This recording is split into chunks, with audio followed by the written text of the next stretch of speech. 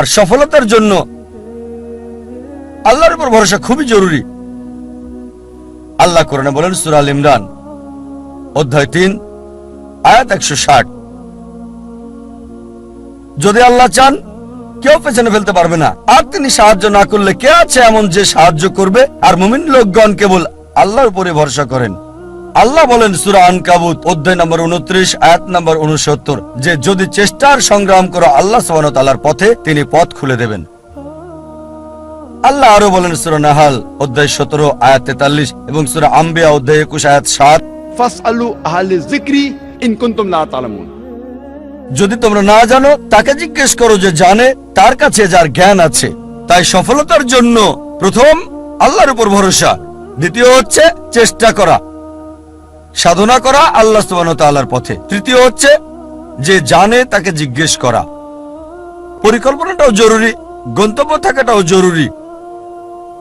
আর আমরা যখন পড়ে দেখি ম্যানেজমেন্ট গুরু বই, অনেক গন্তব্য নির্ধারিত আর সেটা তারা দিয়েছে।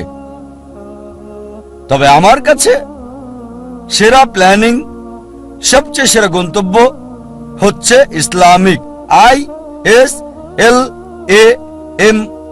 ISLAMIC, আই এটা দিয়ে ইসলামিক। আপনার গন্তব্য আল্লাহ সুবহানাহু ওয়া তাআলা এবং নবী মুহাম্মদ সাল্লাল্লাহু আলাইহি সাল্লামের শিক্ষা অনুযায়ী হতে হবে। আপনার গন্তব্য কোরআন এবং সর্বশেষ এবং চূড়ান্ত বার্তাবাহক নবী মুহাম্মদ সাল্লাল্লাহু আলাইহি সাল্লামের হাদিসের অনুযায়ী হতে হবে। এটা ইসলামিক হতে হবে। এক নম্বর। এস হচ্ছে লক্ষ্য নির্দিষ্ট হতে হবে, স্পেসিফিক হতে হবে, অস্পষ্ট হবে না। আরেকটা উদাহরণ দিচ্ছি। ধরেন একজন শিক্ষক ছাত্রদের ধনুবিদ্যা সম্পর্কে শিক্ষা দিচ্ছেন, আর ছাত্রদের বললেন,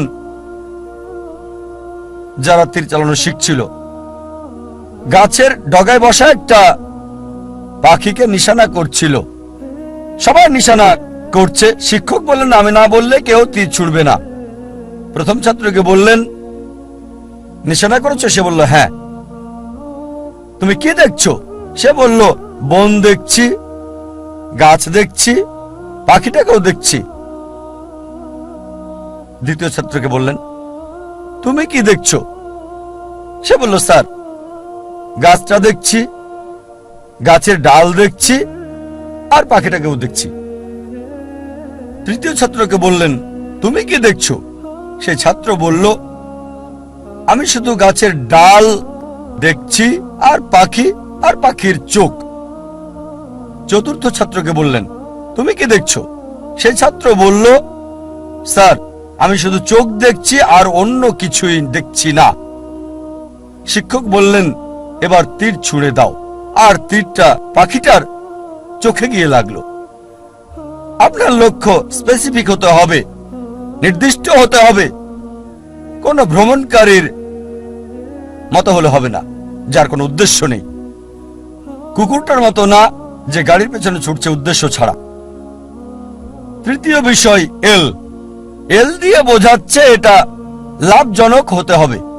প্রথমত পরকালের জন্য লাভজনক হতে পারে আখিরাতে, আবার এটা আমাদের জন্য সমানভাবে লাভজনক হতে পারে এই পৃথিবীতেও। তবে গুরুত্ব হচ্ছে আখিরাত। আল্লাহ কোরআনে বলেন সূরা বাকারা অধ্যায় 2 আয়াত 201, রব্বানা আতিনা ফিদ দুনিয়া হাসনাতাও ওয়া ফিল আখিরাতি হাসনাতাও ওয়া কিনা আযাবান নার। হে আল্লাহ আমাদের কল্যাণ দাও দুনিয়া এবং আখিরাতের, আর দোজখের আগুন থেকে রক্ষা করো। সুতরাং লাভজনক হতে হবে, উপকার থাকতে হবে, প্রথমত পরকালের, তারপর এই দুনিয়া। তবে বেশি গুরুত্ব হচ্ছে আখিরাতের, তারপর দুনিয়ার। এমন যেন না হয় যে দুনিয়ার লাভ আখিরাতের লাভকে নষ্ট করে দেবে। চতুর্থ হচ্ছে এ দিয়ে তীক্ষ্ণ বোঝাবে, যথাযথ হতে হবে, সঠিক হতে হবে, লক্ষ্য সুতীক্ষ্ণ যথাযথ হবে। এম হচ্ছে পরিমাপ, লক্ষ্যটা পরিমাপযোগ্য হতে হবে। পরিমাপযোগ্য হতে হবে, নির্দিষ্ট হতে হবে। নির্দিষ্ট হওয়ার পর এর একটা সীমা থাকতে হবে। যেমন ধরেন একজন নির্মাতা বলল আমি পৃথিবীর সবচেয়ে উঁচু দালান তৈরি করতে চাই, লক্ষ্য নির্দিষ্ট, তবে সীমা নির্ধারণের জন্য সে জরিপ চালাবে পৃথিবীর সবচেয়ে উঁচু দালান কোনটি। আর সে জানলো বুর্জ আল খলিফা, এর উচ্চতা 828 মিটার নির্দিষ্ট। এখন তার লক্ষ্য হচ্ছে তাকে এমন দালান বানাতে হবে যেটার উচ্চতা 828 মিটার চেয়ে বেশি। এটা হচ্ছে নির্দিষ্ট আর পরিমাপযোগ্য।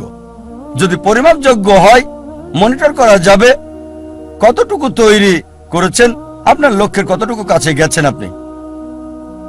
এরপর হচ্ছে নিয়ত।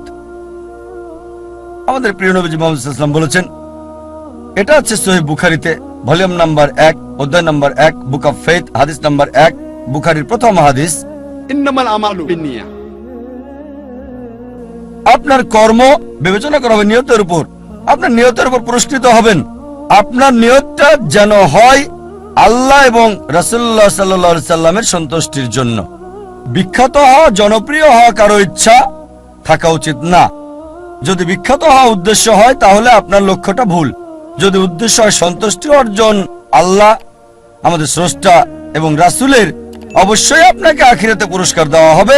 আর ইনশাআল্লাহ আল্লাহ এই পৃথিবীতেও আপনাকে কল্যাণ দান করবেন। এটা ধারাবাহিকভাবে হতে হবে লক্ষ্য অর্জন পর্যন্ত। যদিও লক্ষ্য অর্জনের সময় সীমিত হয় বা সীমিত না হয়, সব সময় ধারাবাহিক হতে হবে। যেমন ধরেন, আপনার লক্ষ্য হচ্ছে রমজান মাসে অন্তত কোরআন পড়তে চান প্রতিদিন 1 পারা, তা আপনার টার্গেট আছে প্রতিদিন 1 পারা পড়বেন। এভাবে ধারাবাহিক প্রতিদিন রমজান মাসে কোরআনের 1 পারা করে আপনি পড়েন। রমজান শেষে পুরো কোরআন হবে শেষ অন্তত 1 বার। যদি সময় সীমিত না হয়, হয়তো বলতে পারেন আমি প্রতিদিন করে পড়তে চাই। একটা টার্গেট সেট করলেন, প্রতিদিন পড়বেন আধা পারা বা হতে পারে 1 পারা। এভাবে শুরু করলেন। যখন আপনি শুরু করলেন এই পড়াটা আধা পারা বা 1 পারা একদিনে, আর জীবনের শেষ দিন পর্যন্ত এভাবে ধারাবাহিক হলেন, আমাদের প্রিয় নবীজি মুহাম্মদ সাল্লাল্লাহু আলাইহি ওয়াসাল্লাম বলেছেন, এটা আছে সহিহ মুসলিম ভলিউম 1 বুক অফ সালাহ অধ্যায় 272 হাদিস নাম্বার 1711।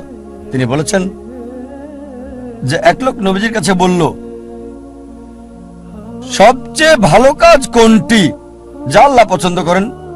নবীজি বললেন, আল্লাহ সেই কাজ পছন্দ করেন যেটা ধারাবাহিকভাবে করা হয়, সেটা ছোট কাজ হলেও। একবারে অনেক কাজ করাচ্ছে ধারাবাহিকভাবে কম করাটা ভালো। তাই যে কাজটা নিয়মিত করা হয় সেই কাজটা একবারে অনেকগুলো কাজ করাচ্ছে বেশি ভালো। তাই লক্ষ্যটা হতে হবে ইসলামিক। প্রথমটা ইসলামিক, দ্বিতীয়টা সুনির্দিষ্ট প্রাসঙ্গিক, তৃতীয় লাভজনক কল্যাণকর, চতুর্থ তীক্ষ্ণ যথাযথ, পঞ্চম পরিমাপযোগ্য যা মনিটর করা যাবে, ষষ্ঠ হচ্ছে নিয়ত আল্লাহর সন্তুষ্টির জন্য হতে হবে, সপ্তম ধারাবাহিক হতে হবে। আরেকটা উদাহরণ দিচ্ছি। আমরা অনেকে উইলমা রুডলফের ইতিহাস জানি। উইলমা রুডলফ একজন মেয়ে যে শৈশব থেকেই ভয়ানক রোগ পোলিওতে আক্রান্ত ছিল, আর ডাক্তার তার পায়ে ব্রেস লাগিয়ে রাখত। ডাক্তার বলল, এই মেয়ে কখনোই হাঁটতে পারবে না। তার মা তাকে উৎসাহ দিত আর বলতো, উইলমা তুমি যা করতে চাও তাই তুমি করতে পারো। এভাবে মা মেয়েকে উৎসাহ দিত। উইলমার বয়স যখন 9, তখন পায়ের ব্রেস খুলে ফেলে সে পৃথিবীর দ্রুততম মানবী হতে চায়। এটা ছিল তার ইচ্ছা, ছিল তার লক্ষ্য। 9 বছর বয়সে ব্রেস খুলে ফেলার পর 13 বছর বয়সে জীবনের প্রথমবারের মতো দৌড়ে অংশগ্রহণ করল সে, এবং পরাজিত, সবার শেষ অবস্থান। তবে তারপরও সে ধারাবাহিক চেষ্টা চালিয়ে যাচ্ছে, হেরে যাচ্ছে, আবার চেষ্টা করছে। একসময় অলিম্পিকে খেলার যোগ্যতা সে অর্জন করেছে। এটা বাস্তব গল্প, কোনো বানানো গল্প না, মনোরঞ্জনের গল্প না। যখন অলিম্পিকে খেলতে আসলো 1960 সালের অলিম্পিকে মহিলাদের 100 মিটার দৌড়ে সে প্রথম হয়েছিল, স্বর্ণপদক পেল। 200 মিটার দৌড়েও মহিলাদের মধ্যে স্বর্ণপদক পেল। সে 400 মিটার দৌড়েও স্বর্ণপদকটা জয় করে নিল। 100 গুণ 4 মহিলাদের মধ্যে 1960 সালের অলিম্পিকে সে 3টি সোনা জিতেছিল এবং ইতিহাস রচনা করেছিল। একজন প্যারালাইজড, একজন অচল মহিলা, পোলিও আক্রান্ত, সে পৃথিবীর দ্রুততম মানবী হলো 1960 সালের জন্য। আমরা দেখলাম যে উইলমা লক্ষ্য স্থির করেছে। আর যদি ম্যানেজমেন্ট গ্রুপ বই পড়েন, এই বিষয়গুলো তাতে আছে। স্মার্ট গোল বইয়ে আছে, বিস্তারিত আমি বলছি না। তবে চলুন দেখি সে কতটুকু মূল টার্গেট পূর্ণ করেছে ইসলামিক ভাবে। প্রথম হচ্ছে লক্ষ্যটাকে ইসলামিক ছিল, লক্ষ্যটাকে কোরআন সুন্নাহ অনুযায়ী ছিল।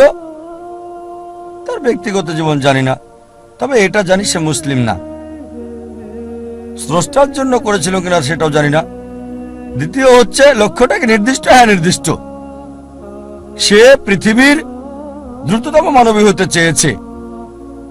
এটা লাভজনক, কল্যাণকর, হ্যাঁ এই পৃথিবীর জন্য লাভজনক। সুনাম পেয়েছে, সম্মান পেয়েছে। তবে আখিরাতের ব্যাপারে আল্লাহ জানেন, আমি জানি না। আখিরাতে এই অলিম্পিক জয়ের সোনা কোনো কাজে আসবে কিনা। যদি না তা করা হয় আল্লাহ সুবহানাহু ওয়া তাআলার সন্তুষ্টির জন্য। এটা কি সুতীক্ষ্ণ এবং যথাযথ ছিল? হ্যাঁ ছিল। এটা পরিমাপযোগ্য ছিল কি? হ্যাঁ। সে জানতো কে বিশ্বের দ্রুততম মানবী। সময়টা হয়তো 9 সেকেন্ড, 10 সেকেন্ড বা 11 সেকেন্ড ছিল, পরিমাপযোগ্য ছিল। আর সে চর্চা করলো, লক্ষ্য অর্জন করলো। তারপর নিয়তটা কি ছিল? সুনাম অর্জন করা। অবশ্যই তা পেয়েছে। আল্লাহকে খুশি করা উদ্দেশ্য ছিল কিনা আমার সন্দেহ। তারপর ধারাবাহিকতা ছিল, হ্যাঁ ধারাবাহিক ছিল, নিয়মিত চর্চা করেছে। যদিও হেরেছে অনেকবার, জয় করলো পৃথিবীর দ্রুততম মানবী। আপনাদের আরেকটা উদাহরণ দিচ্ছি লক্ষ্য নির্ধারণের। ভিন্নতা দেখিয়ে একজন মানুষের উদাহরণটা বলছি আপনাদের। একজন মানুষ যার সম্বল ছিল সামান্য, কিন্তু তিনি লক্ষ্যের চূড়ায় পৌঁছেছেন। যে মানুষ, যে ব্যক্তিটি আমার জীবনকে বদলে দিয়েছেন, শরীরের ডাক্তার থেকে আত্মার ডাক্তার করেছেন, আমি নিশ্চিত আপনারা তাকে চেনেন। তিনি হচ্ছেন শেখ আহমেদ দিদাত। চলুন তার লক্ষ্য নির্ধারণ দেখি। শেখ আহমেদ দিদাত, যদি আপনারা তার জীবনী পড়েন তাহলে দেখবেন যে পড়ালেখা করেছেন 6ষ্ঠ শ্রেণী পর্যন্ত মাত্র। তার কারণ ছিল সাংসারিক অভাব, বাধ্য হয়ে পড়ালেখা ছেড়ে দেন তিনি।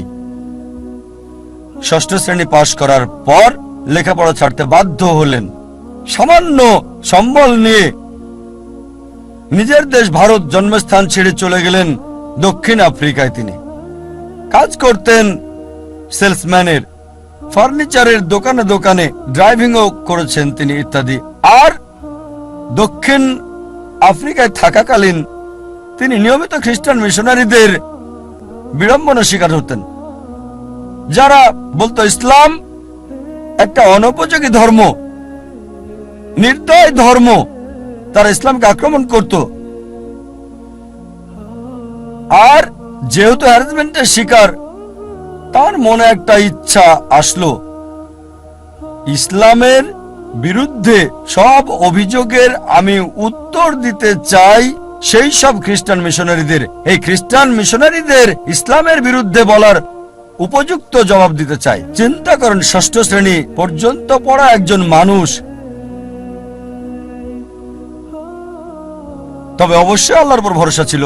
তিনি চেষ্টা করেছেন। একটা বই তাকে বেশ নাড়া দিয়েছিল, ঘরের মধ্যে ময়লা জমে থাকা একটা বই।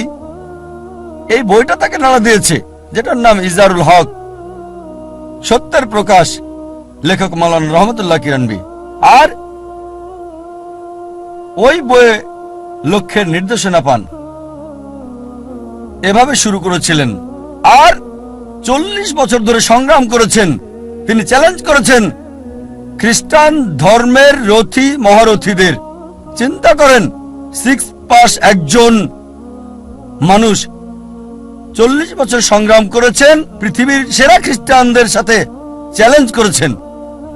এমন একটা ঘটনা 1986 সালে তিনি বিতর্ক করেছিলেন পাদ্রী জিমি সোয়াগাটের সাথে। আর 80 দশকে এই জেমি সোয়াগাট ছিল 1 নাম্বার,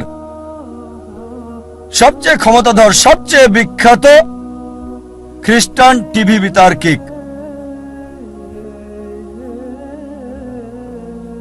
তার বিতর্কের কয়েক সপ্তাহ আগে শেখ দিদাতের এক ভক্ত বলল, শেখ আহমেদ দিদাত, আমি আপনার ভক্ত, আপনাকে একটা উপদেশ দিচ্ছি। এই জেমি সোয়াগাটকে আমি চিনি, তার সম্পর্কে আমি জানি, তার সাথে বিতর্ক করবেন না, আপনাকে হাসির পাত্র বানাবে আর ফু দিয়ে উড়িয়ে দেবে। চিন্তা করেন, একজন ভক্ত আহমেদ দিদাতকে উপদেশ দিচ্ছে জেমি সোয়াগাটের সাথে ডিবেট না করার জন্য। আমি তাকে চিনি, আপনাকে হাসির পাত্র বানাবে আর ফু দিয়ে উড়িয়ে দেবে। যে লোক সবচেয়ে বিখ্যাত টিভি ব্যক্তিত্ব, টেলিভিশনের মালিক, যার বাজেট ছিল দৈনিক $1 মিলিয়ন বেশি সুনাম অক্ষুণ্ণ রাখার জন্য, আমাদের শেখ আহমেদ দিদাত, মাশাআল্লাহ, তার সাথে আল্লাহ ছিলেন। তিনি ইউএসএ তে গেলেন, ওই খ্রিস্টান মিশনারির শহরে, সে যে দেশে খুবই বিখ্যাত, তিনি গেলেন, বিতর্ক করলেন। আর আলহামদুলিল্লাহ সুম্মা আলহামদুলিল্লাহ, আল্লাহর সাহায্যে তিনি টেবিলটাকে উল্টে দিলেন। চিন্তা করেন, একজন মানুষ সামান্য পুঁজি নিয়ে, স্কুলও পাশ করেননি, গ্রাজুয়েশন তো দূরের কথা, চ্যালেঞ্জ করেছেন খ্রিস্টান সম্প্রদায়ের প্রধান নেতাদেরকে। তারপর থেকে তিনি সবচেয়ে বড় বাধা বিশ্ব খ্রিস্টান নেতাদের জন্য, খ্রিস্টান মিশনারিদের জন্য। একা একজন মানুষ শেখ আহমেদ দিদাত আল্লাহ সুবহানাহু ওয়া তাআলার সাহায্যে সমগ্র খ্রিস্টানদের চ্যালেঞ্জ করেছেন।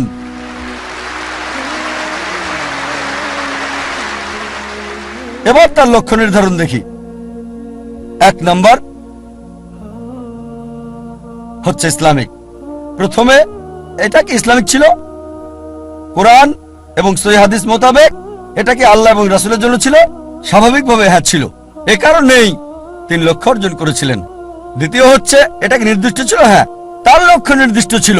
আমি ইসলামের বিরুদ্ধে অভিযোগের উত্তর দিতে চাই, এটা ছিল নির্দিষ্ট। যথাযথ জবাব দিতে চাই, অমুসলিমদের মন থেকে ইসলাম সম্পর্কে ভুল ধারণাটা সরাতে চাই আমি। তৃতীয় বিষয় হচ্ছে, এটা কি লাভজনক ছিল, কল্যাণকর ছিল? তিনি আখিরাতের লাভ চেয়েছেন, আর ইনশাল্লাহ ইনশাল্লাহ আল্লাহ তাকে জান্নাত দেবেন ইনশাল্লাহ। কিন্তু আখিরাতের কল্যাণের পাশাপাশি দুনিয়াতেও সম্মান পেয়েছেন। দেখেন, 6ষ্ঠ শ্রেণী পাস একজন মানুষ 1986 সালে মুসলিম বিশ্বের নোবেল পেলেন মানবতার সেবায়, বাদশাহ ফয়সাল পুরস্কার তাকে দেওয়া হয়েছিল। 6ষ্ঠ শ্রেণী পাস লোক, তিনি পুরস্কারের জন্য করেননি, হয়তো পেয়েছেন $200 সেজন্য করেননি, পুরস্কারটা ছিল হয়তো স্বর্ণ সেজন্য করেননি, তিনি করেছেন আল্লাহ এবং রাসূলের জন্য। আল্লাহ আখিরাতে পুরস্কার দেবেন, এই দুনিয়াতেও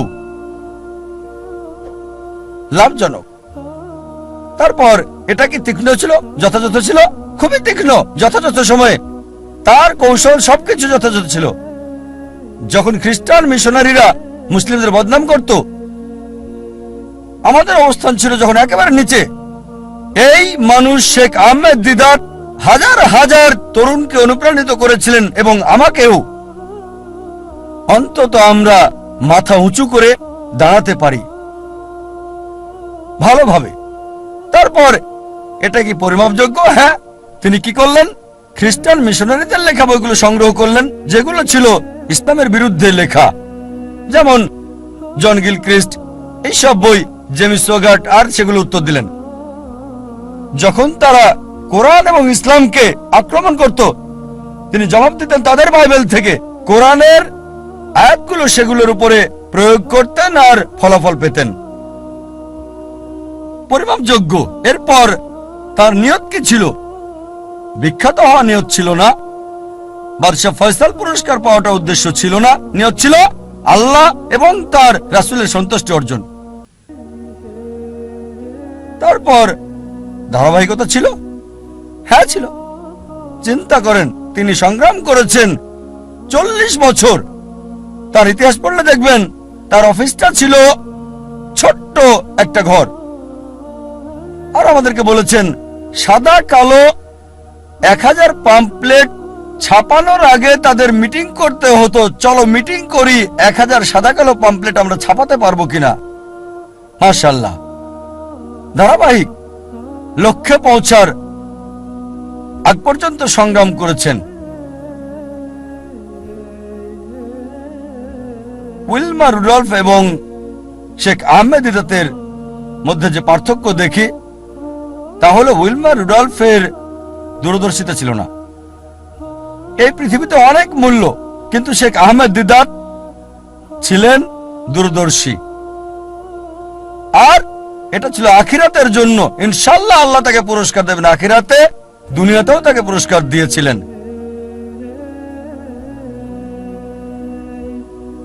আমাদের অনেকে জানে না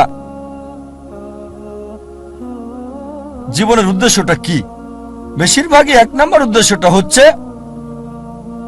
কিভাবে উপার্জন করবে। অধিকাংশ লোককে জিজ্ঞেস করবেন, তাদের সঙ্গে কথা বলে দেখবেন 1 নাম্বার চেষ্টা হচ্ছে জীবিকার ব্যবস্থা করা। তারা জীবিকার ব্যাপারে বেশি সচেষ্ট, কিভাবে জীবন চালাবে। তাদের উপার্জনের উপর ভিত্তি করে জীবন ধারণ করে থাকে। তারা কি খাবে, কি পড়বে, কোথায় বাস করবে, কোন স্কুলে পড়াশোনা করবে, কোন স্নাতক ডিগ্রি নেবে, সবকিছু উপার্জনকে ঘিরেই হচ্ছে। আর এরা চিন্তা করে যে যদি বেশি টাকা উপার্জন করতে পারে তাহলে জীবনের লক্ষ্য অর্জন করে ফেলেছে। যেমন আমি যথাযথ হওয়ার উদাহরণ দিলাম। আমাদের অধিকাংশই কি করি, পাখির চোখ নিশানা না করে কি করি, আমরা শূন্যে গুলি করে দিই, আর চারপাশের বিষয়গুলো টেনে আনি নিশানা ছাড়াই গুলি করে দেই।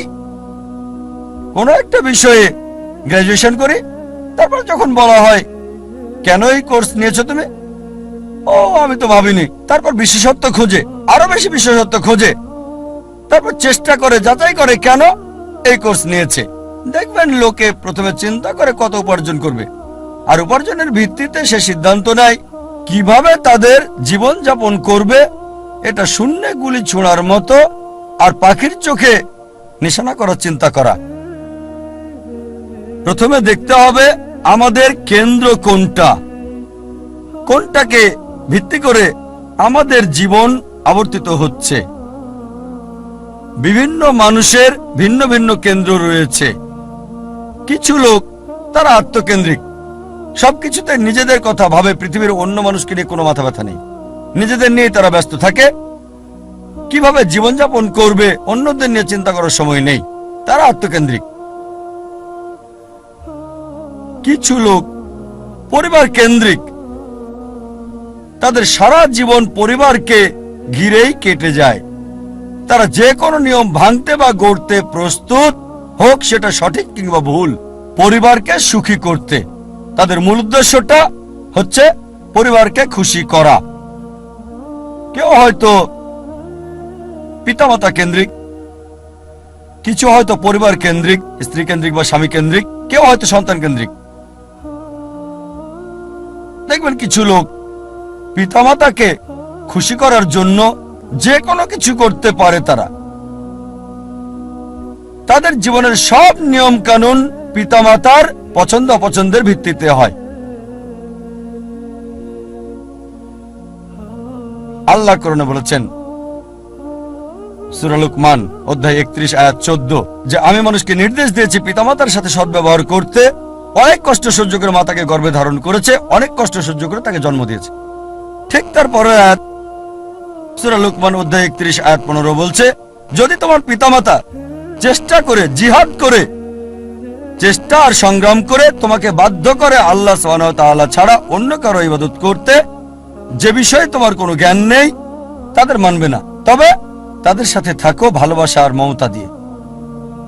তার মানে আমাদের স্রষ্টা বলেছেন পিতামাতাকে ভালোবাসতে, মানতে হবে, কিন্তু স্রষ্টার বিরুদ্ধে যেতে বললে, আল্লাহ এবং তার চূড়ান্ত নবীর বিরুদ্ধে যেতে বললে তাদের মানবে না। তারপরও তাদেরকে ভালোবাসো, সহানুভূতি দাও। সীমানা আছে। কিছু মানুষ স্বামী বা স্ত্রী কেন্দ্রিক, তারা স্ত্রীদেরকে খুশি করতে চায় বা স্বামীদেরকে খুশি করতে চায়। আর ধরেন কারো স্ত্রী খুবই দামি ডায়মন্ড নেকলেস চাইলো, তার দেওয়ার সামর্থ্য নেই, সে কি করলো? ভিক্ষা করলো, ধার করলো বা চুরি করলো, আর ওই ডায়মন্ডের নেকলেসটা স্ত্রীর জন্য কিনে আনলো। তার লক্ষ্য স্ত্রীকে খুশি করা। কিছু লোক সন্তান কেন্দ্রিক, সন্তানদের খুশি করতে চায়। অনেক সময় দেখা যায় হয়তো কারো ছেলে বিদেশে গিয়ে লেখাপড়া করতে চায়, সে যে বিষয়ে ভর্তি হতে যাচ্ছে সেটা অপ্রয়োজনীয়, এটা তাকে দুনিয়াতেও সাহায্য করবে না, আখিরাতেও সাহায্য করবে না। তারপর কারণ ছেলে বিদেশে পড়তে চায়, এই লোক সম্পত্তি বন্ধক রাখে এবং ছেলেকে আমেরিকাতে পাঠায় আর বলে আমার ছেলে তো আমেরিকায় পড়ছে, যদিও তার লক্ষ্যটা হচ্ছে সে ছেলেকে আমেরিকাতে পড়াবে। আসলে উদ্দেশ্যটা কি? জীবনটা কোন কেন্দ্রিক? কিছু লোক যারা হচ্ছে সমাজ কেন্দ্রিক, আমরা জানতে চাই আমাদের পরিবারের বাইরের লোকজন কি চিন্তা করে, এভাবে পুরো জীবনটা সমাজ কেন্দ্রিক হয়ে যায়। কিছু লোক প্রতিবেশী কেন্দ্রিক, প্রতিবেশীর সাথে প্রতিযোগিতায় লিপ্ত। একটা গল্প মনে পড়ে গেল। একসময় একজন ফেরেশতা এসে এক লোককে বলল, আমি তোমার উপর খুশি, তুমি যা চাইবে আমি তোমাকে তাই দেব, তবে একটা শর্ত, যা তুমি চাইবে আমি তোমাকে সব দেব, তবে তোমার প্রতিবেশীকে দেব তার দ্বিগুণ। লোকটা বলল, একটা রোলেক্স ঘড়ি আমার চাই। ফেরেশতা তাকে রোলেক্স ঘড়ি দিয়ে দিল। প্রতিবেশী দুটো রোলেক্স ঘড়ি পেল। লোকটি বলল, একটা মার্সিডিজ গাড়ি আমার চাই। ফেরেশতা তাকে মার্সিডিজ গাড়ি দিল। প্রতিবেশীকে দুটো মার্সিডিজ দিল। লোকটি বলল, একটা সুন্দর বড় বাংলো চাই। ফেরেশতা তাকে সুন্দর বড় বাংলো দিল। তার প্রতিবেশীকে দেওয়া হলো দুটো সুন্দর বড় বাংলো। লোকটি পরে বলল, দয়া করে আমার শেষ ইচ্ছাটা তুমি পূরণ করে দাও। কি সেটা? আমার একটা চোখ তুমি নষ্ট করে দাও, যাতে কিছু আমি চোখে না দেখতে পাই।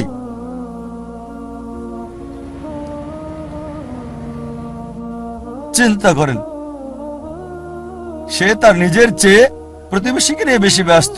তার জীবন সহজ কিন্তু জটিল সেটা ভাবছে না সে। প্রাচুর্য কি দারিদ্রতা যাই থাকুক, সে বেশি চিন্তিত তার প্রতিবেশীর চেয়ে ভালো জীবন যাপন করা নিয়ে।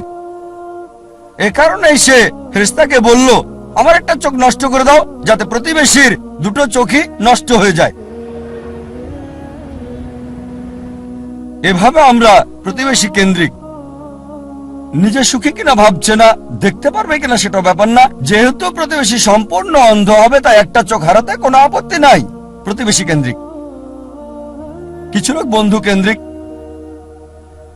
কিছু আবার শত্রু কেন্দ্রিক। তারা বেশি চিন্তিত তার শত্রু কি করছে সেটা নিয়ে। শত্রু কি চিন্তা করছে আমার ব্যাপারে তা নিয়ে পরিকল্পনা করে। শত্রু যদি এটা করে আমি ওটা করব, সব সময় সারা জীবন চিন্তা করে এভাবে শত্রুরা কি করছে।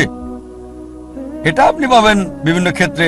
ব্যবসায় চিন্তা করছে তার শত্রুর ব্যাপারে, ছাত্র চিন্তা করছে শত্রুর ব্যাপারে, তারা যা চিন্তা করে তার প্রতিরোধ চিন্তা করে। শত্রু যা চিন্তা করছে তার প্রতিরোধমূলক চিন্তা।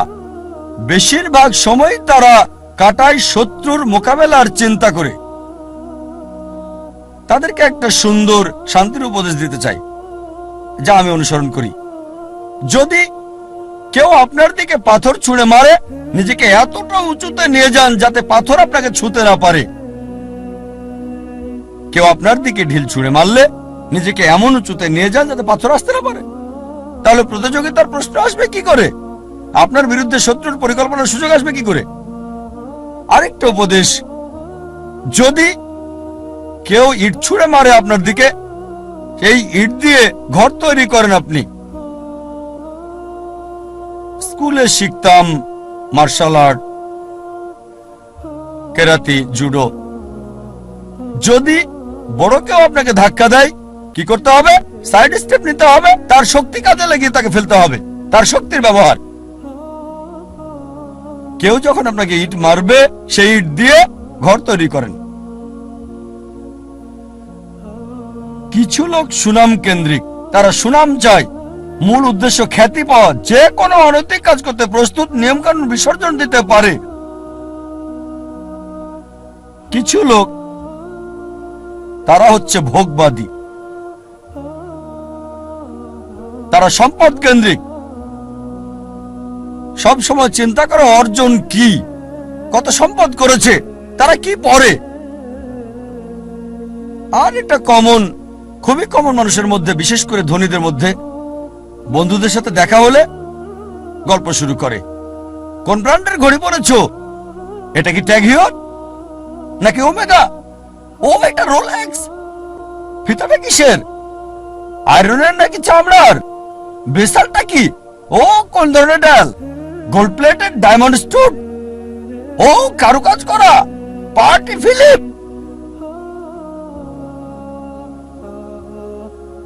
ধনী লোকদের অধিকাংশেরই এটা একটা ঘড়ি থাকে না, অনেকগুলো ঘড়ি। আর চিন্তা করে, ঠিক আছে আজকে এই ঘড়িটা পরলাম, পরের দিন পরবো না বন্ধুদের কাছে যাওয়ার সময়।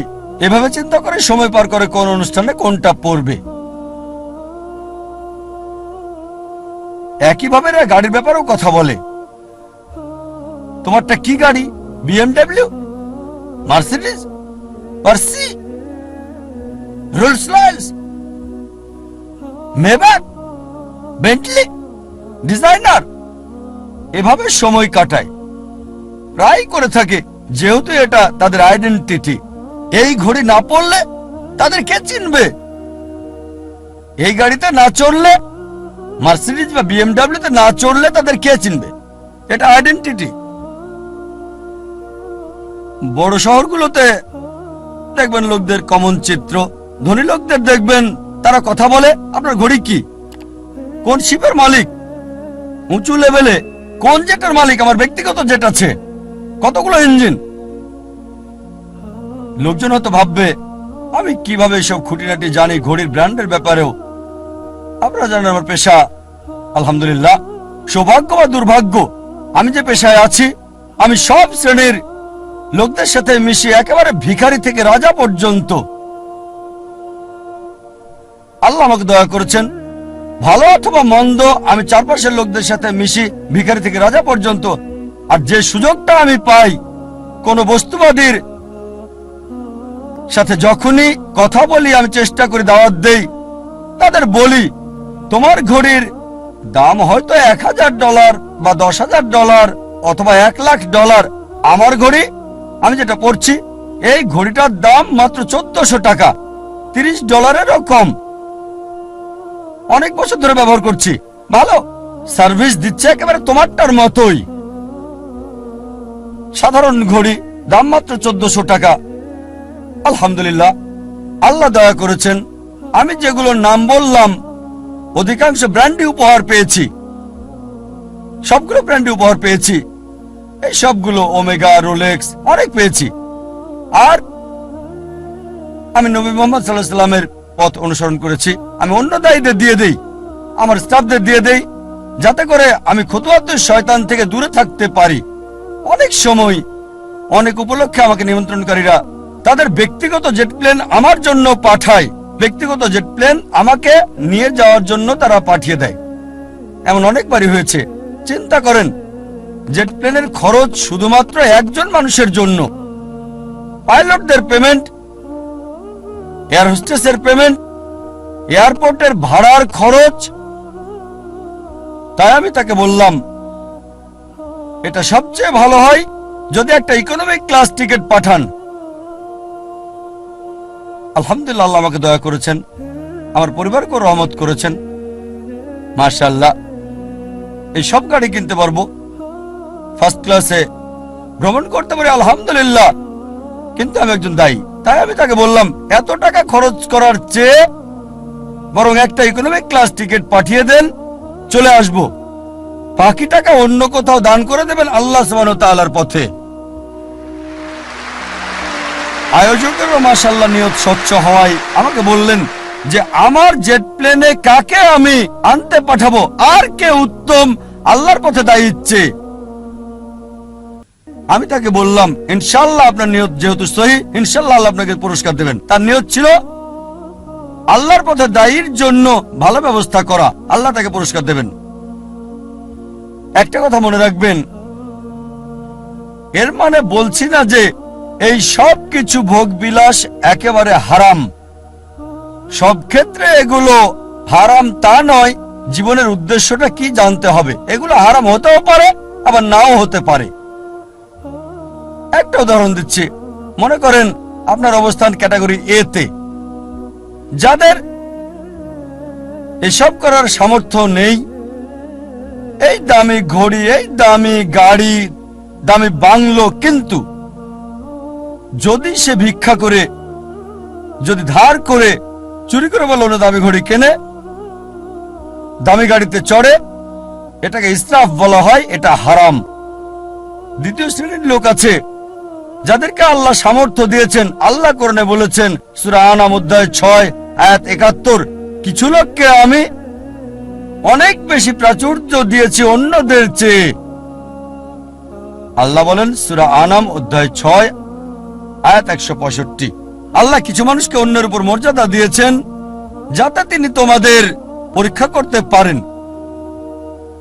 তাই আল্লাহ যদি আপনাকে সামর্থ্য দেন আর আপনি এগুলো কিনেন, দামি গাড়ি, দামি ঘড়ি, দামি বাংলো, আর শুধু এগুলো নিয়েই আপনি থাকেন, এগুলো ছাড়া কিছুই করতে পারেন না, এটাই আপনার কেন্দ্র, এটাই আপনার জীবনের উদ্দেশ্য, তাহলে এটা হারাম।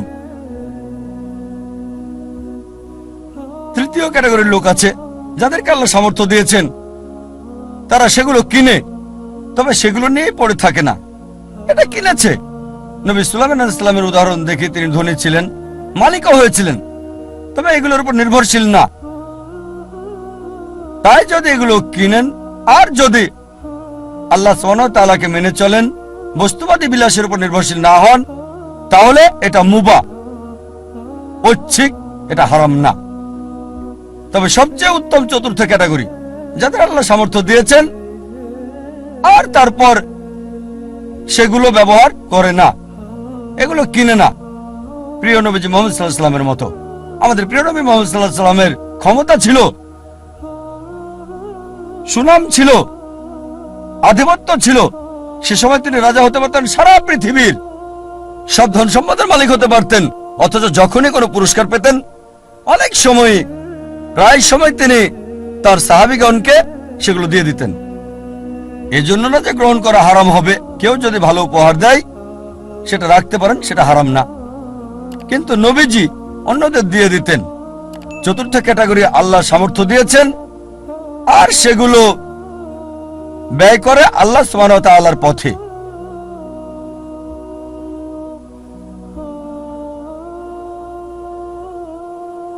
আমাদের গন্তব্য নির্ধারণ করতে হবে, আমাদের কেন্দ্র কোনটি। মানব জাতির জন্য সবচেয়ে গুরুত্বপূর্ণ গন্তব্য আল্লাহ কেন্দ্রিক হতে হবে।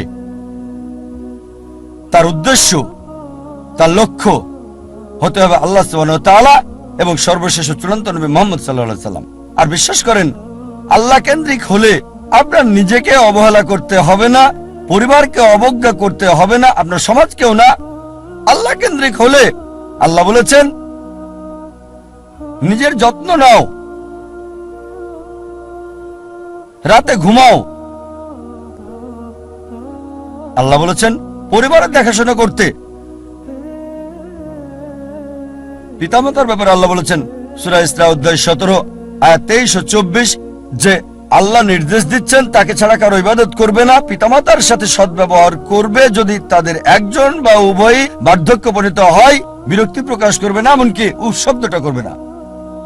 বিনীতভাবে কথা বলো, দয়ার ডানা মেলে দাও, আর দোয়া করো হে আল্লাহ তাদের অনুগ্রহ করো যেভাবে তারা আমাকে শৈশবে লালন করেছেন। তার মানে যদি আল্লাহ কেন্দ্রিক হন, পিতামাতাকে ভালোবাসতে হবে, সম্মান করতে হবে, মান্য করতে হবে। যদি তারা আল্লাহ এবং রাসূলের বিরুদ্ধে যায় সেক্ষেত্রে মানবে না, তারপরও ভালোবাসা সহানুভূতি থাকতে হবে।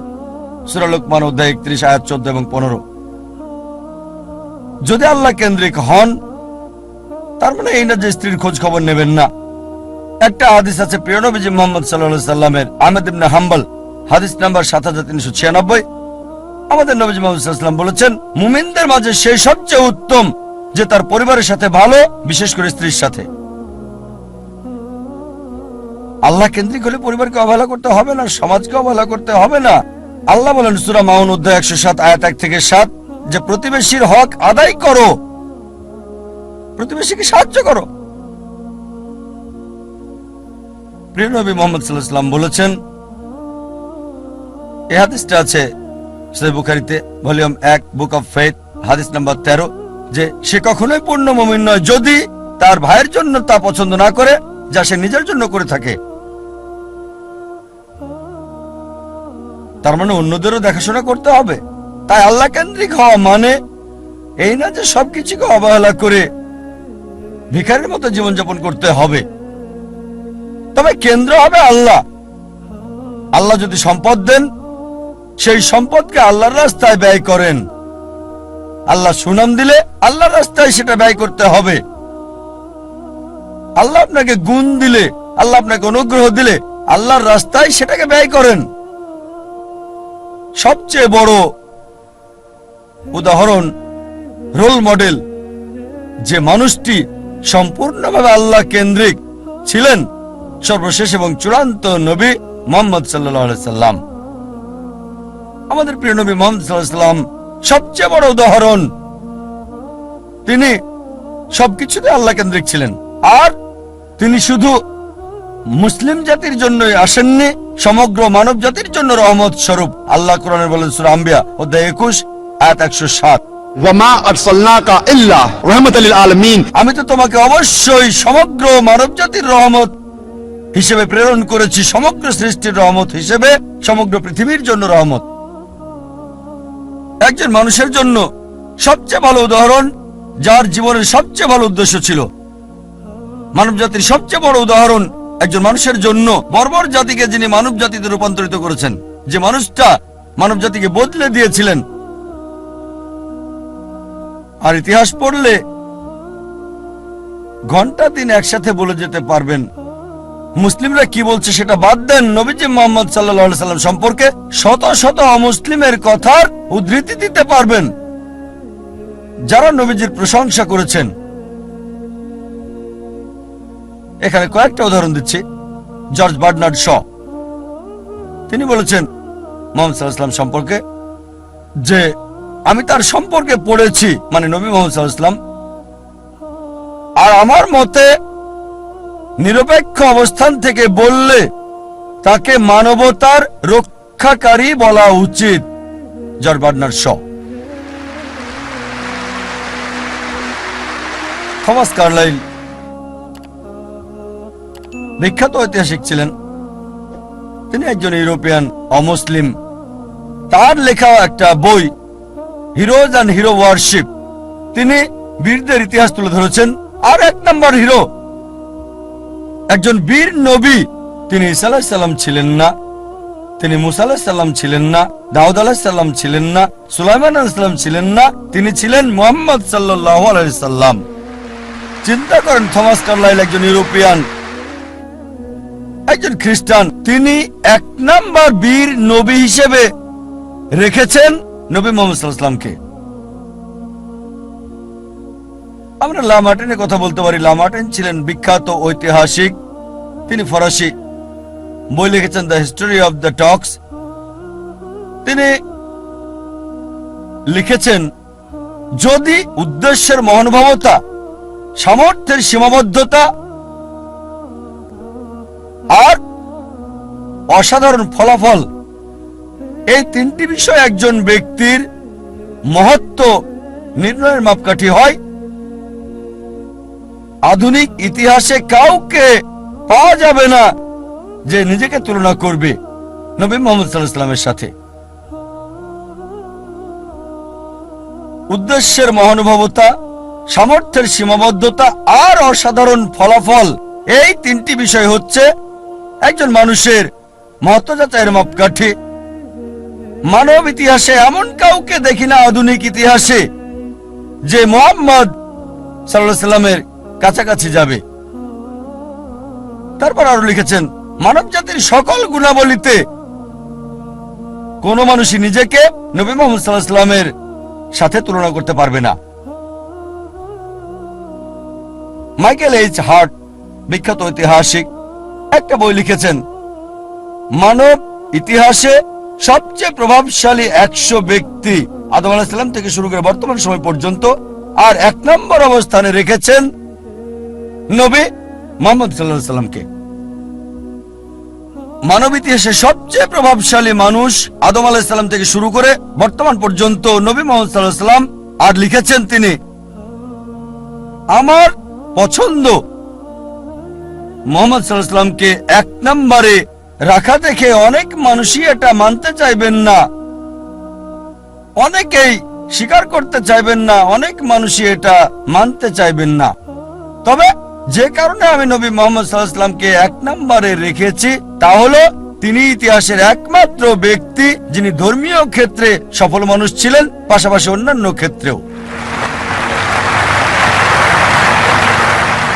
যদি এনসাইক্লোপিডিয়া ব্রিটানিকা পড়েন 11তম সংস্করণ, নবী মুহাম্মদ সাল্লাল্লাহু আলাইহি ওয়াসাল্লাম সম্পর্কে এতে বলা হয়েছে, মুহাম্মদ সাল্লাল্লাহু আলাইহি সাল্লাম ছিলেন পৃথিবীর সবচেয়ে সফল ধর্মীয় ব্যক্তিত্ব।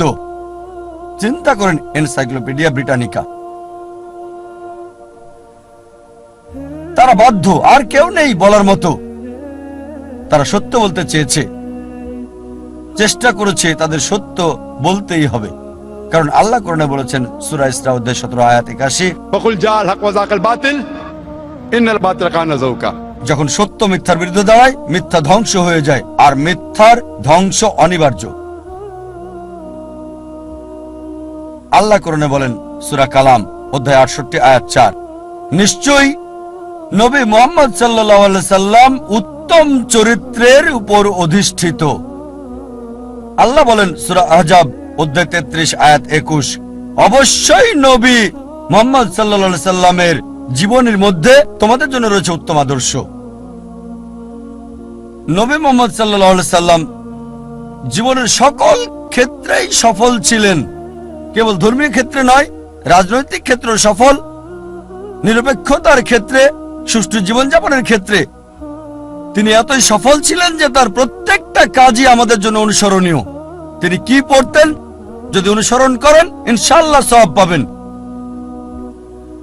আদেশ করেছেন আর নিজেও টাকনুর উপরে কাপড় পরতেন, যদি টাকনুর উপরে কাপড় পরেন ইনশাআল্লাহ পুরস্কার পাবেন। ওই ব্যক্তির মতো বিজ্ঞানী হতে চাইলে আইজাক নিউটনের লম্বা চুল সাহায্য করবে না, তার জুতা সাহায্য করবে না, কাপড় সাহায্য করবে না। কিন্তু যদি নবীজির মতো হতে চান, তিনি যা করেছেন সেগুলোর মতো তাকে কপি করেন, আপনার কল্যাণ হবে এই পৃথিবীতে, পাশাপাশি আখিরাতেও। তিনি বলেছেন দাড়ি রাখতে, যদি দাড়ি রাখেন ইনশাআল্লাহ কল্যাণ হবে আপনার। নবীজি যা করেছেন, জীবনের সকল ক্ষেত্রে সফল ছিলেন, তিনি সবচেয়ে উত্তম রোল মডেল সব মানুষের জন্য।